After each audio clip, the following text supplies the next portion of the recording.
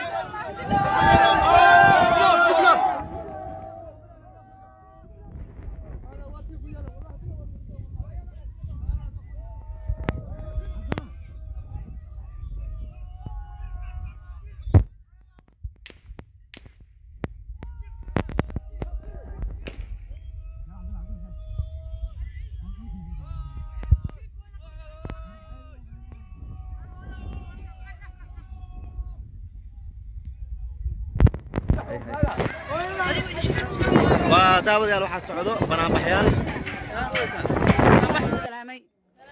ما أنت نديك ما لا دريمي كرماش أو مرايو قفل بقف كيسا دبا أو دلما أنا قفرت عير كوجودنا الله يا بنا وصومالي كسوك مرضى معلوم البلد لايو وحنا وشجع ننكي عير وحيلها يا عسكريكو دولة ما شرته واحد دولة ما شران وماشي على لوش يلا حاجة كسعطة حدي أنا عقلي جاي جرات كيجو وشقيها يعني قفكي عير وحيل ما أنت يا عسكريكو أنا وعدت إذا أنا هاي صومالي مركي لقى صوتك عد أنا قديك جاي أنا هو عير